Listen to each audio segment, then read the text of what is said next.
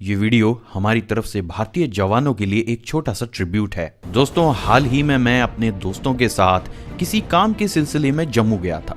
रात का समय था और बर्फबारी शुरू हो गई। आप यकीन नहीं मानेंगे कि ठंड इतनी ज्यादा थी कि होटल के रूम में हीटर चलाने के बावजूद भी मैं और मेरा दोस्त कंफर्टेबल फील नहीं कर रहे थे।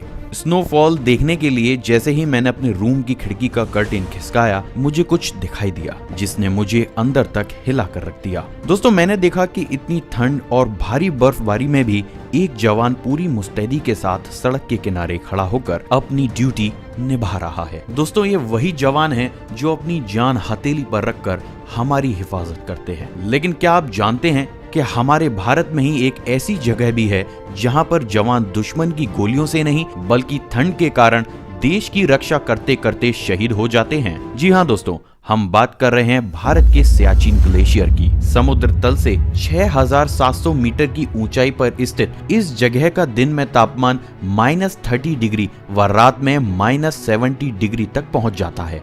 ऑक्सीजन इतनी कम कि यदि किसी सैनिक की सांस फूल गई तो उसको बचा पाना भी लगभग नामुमकिन सा हो जाता है। लेकिन सवाल तो ये है कि इतनी ठंड और विषम परिस्थितियों में भी आखिर क्यों भारतीय सैनिकों को अपनी जान की बाजी लगाकर यहाँ तैनात किया जाता है। दोस्तों, इसके पीछे का सबसे बड़ा कारण है हमारा पड़ोसी मुल्क पाकिस्तान। दरअसल 1949 के कराची समझौते और 1972 के शिमला समझौते में भारत और पाकिस्तान दोनों ही देश के बीच यह तय हुआ था कि कोई भी देश पॉइंट NG 9842 के आगे के दुर्गम इलाकों में दखल अंदाजी नहीं करेगा। लेकिन पाकिस्तान की नीयत खराब होते देर न लगी और उसने इस इलाके पर कब्जा करने के लिए पर्वतारोही के दलों को जाने की इजाजत देनी शुरू कर दी, जिससे भारत की सुरक्षा पर खतरा बढ़ गया। दोस्तों, कहा जाता है कि 80 के दशक से ही पाकिस्तान ने सियाचिन पर कब्जा करने की तैयारी शुरू कर दी थी। पाकिस्तान की इस हरकत को देखते हुए भारत ने भी अपने जवानों को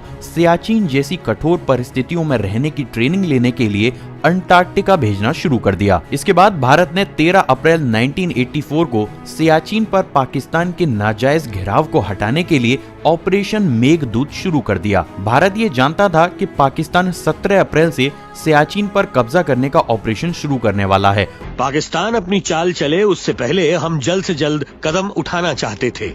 हम अच्छी तरह से जानते थे कि वो तैयार थे और इसीलिए भारत ने 3 दिन पहले ही कार्यवाही कर पाकिस्तान के नापाक इरादों को विफल कर दिया। तभी से ही सियाचिन पर भारत और पाकिस्तान की सेनाएं आमने सामने तैनात रहती हैं। अब दोस्तों, उन कठिन परिस्थितियों की बात कर लेते हैं जो सियाचिन को बनाती हैं दुनिया की सबसे भयानक जगह। दोस्तों, यहाँ ऑक्सीजन की इतनी कमी है कि हर साल हमारे देश के कई वीर सैनिकों की नींद में ही मृत्यु हो जाती है। दोस्तों, सैनिकों को दूसरी जगहों से लाकर जब सियाचिन पर तैनात किया जाता है तो उससे पहले उन्हें इतने ठंडे माहौल के अनुरूप खुद को ढालने के लिए ट्रेनिंग दी जाती है। सैनिकों से ये अपेक्षा की जाती है कि वह इन परिस्थितियों में एक सैनिक की तरह नहीं बल्कि एक पर्वतारोही की तरह भी काम लें। और इसका सबसे बड़ा कारण है इमरजेंसीज के वक्त जवानों तक मेडिकल हेल्प न पहुंचना। सियाचिन का मौसम और 160 किलोमीटर प्रति घंटे की रफ्तार से चलने वाली बर्फीली हवाएं किसी भी हेलीकॉप्टर को यहाँ टिकने नहीं देती हैं और इसीलिए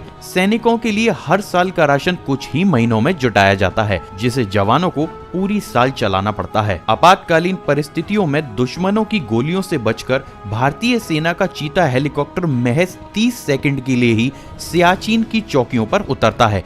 इन्हीं 30 सेकंड के अंदर सैनिकों को लाना व ले जाना, साथ ही मेडिकल हेल्प व राशन का आदान प्रदान किया जा सकता है। ठंड का हाल कुछ इस कदर है कि कोई भी जवान अपने शरीर का कोई भी भाग सिर्फ 1 सेकंड के लिए यदि बाहर निकाल दे तो वह अंग तुरंत ही जम जाता है और उसे तुरंत ही काटना पड़ता है। यदि उस अंग को तुरंत ही ना काटा जाए तो शरीर में हाइपोथर्मिया बढ़ने लगता है और चंद ही मिनटों में जवान की मृत्यु हो जाती है। दोस्तों, यहाँ पर पानी पीने के लिए भी भारतीय जवानों को कड़ी मशक्कत करनी पड़ती है, क्योंकि यहाँ पर इतना कम तापमान होता है कि पीने का पानी बर्फ के रूप में हमेशा जमा रहता है, जिसे पीने के लिए जवानों को कई घंटे उसे उबालना पड़ता है व चंद ही मिनटों के अंदर उसे पीना भी पड़ता है। दोस्तों, यहाँ पर जवानों को कई महीने तक नहाने, टूथपेस्ट करने और यहाँ तक कि शेव करने की भी इजाजत नहीं दी जाती है। इसके पीछे का कारण यह है कि जैसे ही टूथपेस्ट को इस एटमॉस्फेयर में बाहर निकाला जाता है वह चंद ही सेकंड में बर्फ का टुकड़ा बन जाता है।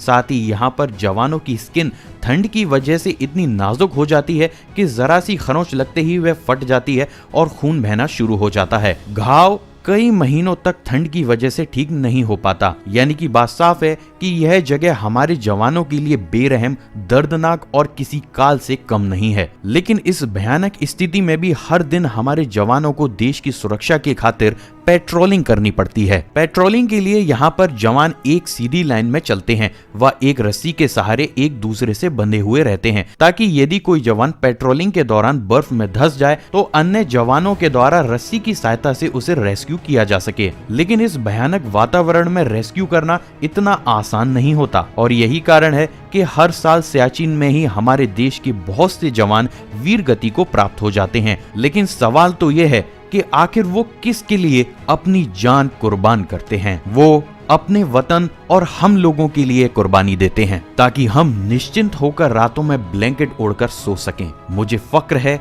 इस देश पर और इस देश के हर उस जवान पर जो इस देश और इस देश के नागरिकों के लिए खुद की जान हथेली पर लेकर चलता है। दोस्तों, अगर आपको ये वीडियो पसंद आई हो तो इस वीडियो को ज्यादा से ज्यादा लाइक और शेयर जरूर कीजिएगा। साथ ही इस वीडियो में देश के जवानों को हौसला अफजाई के लिए कमेंट जरूर करें, ताकि यदि कोई जवान इस वीडियो को देख रहा हो तो उसे यह पता चले कि वह हम लोगों के लिए कितना खास है। जय हिंद।